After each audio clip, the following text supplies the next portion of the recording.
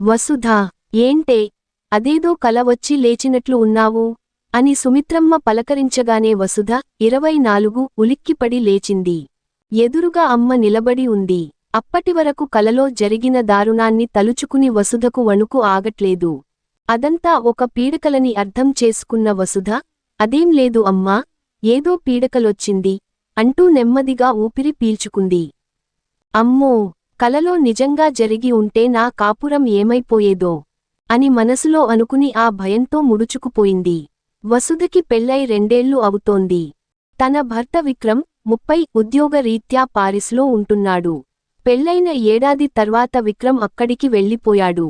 అది పెద్దలు కుదిర్చిన పెళ్లే అయినా ఇద్దరి మధ్య మంచి అన్యోన్యత ఉంది. వసుధ చూడ్డానికి చాలా అందంగా, బొమ్మలా ఉంటుంది. అందుకే విక్రమ్కి ఎప్పుడు తన మీద ఒక చిన్న భయం. ఎక్కడ ఎవరైనా తన అందాన్ని చూసి ఇబ్బంది పెడతారేమోనని. అందుకే పెళ్లైన కొత్తలో వసుధ బ్యూటీ పార్లర్ పెడదాం అంటే విక్రమ్ అలాంటివి వద్దు, బుద్ధిగా ఇంట్లోనే ఉండు అని హెచ్చరించాడు. ఇంట్లో ఒంటరిగా ఉండడంతో వసుధకు రోజులు గడవటం కష్టమయింది. వసుధకు వాళ్ల మేనత్త కొడుకు నవీన్ 27 అంటే చాలా ఇష్టం. అతను చిన్నప్పటి నుండి వసుధను గాఢంగా ప్రేమించాడు. కాని వాళ్ల నాన్న దగ్గరి సంబంధం వద్దని చెప్పడం, నవీన్కు సరైన ఉద్యోగం లేకపోవడం వలన వాళ్ల పెళ్లి జరగలేదు. ఇప్పుడు వసుధకు బోర్ కొడుతుండడంతో ఆ విషయానికి నవీన్కు చెప్పి ఒక బ్యూటీ పార్లర్ షాప్ పెట్టడానికి సాయం అడగాలని అనుకుంది. నవీన్ మనసులో వసుధ మీద పాత ఆశలు ఇంకా ఉన్నాయి.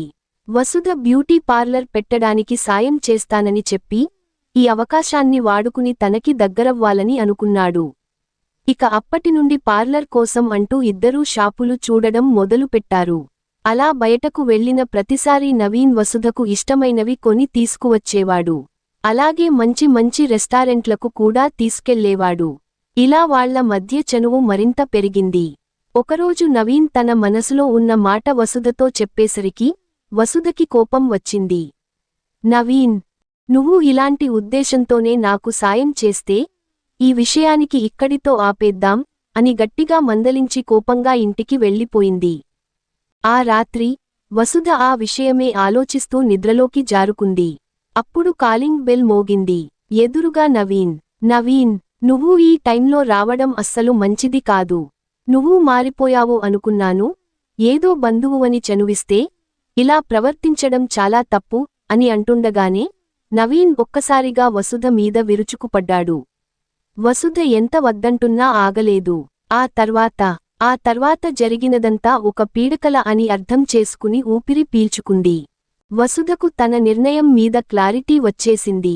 ఇక బ్యూటీ పార్లర్ పెట్టాలనే ఆలోచనను మానుకుంది.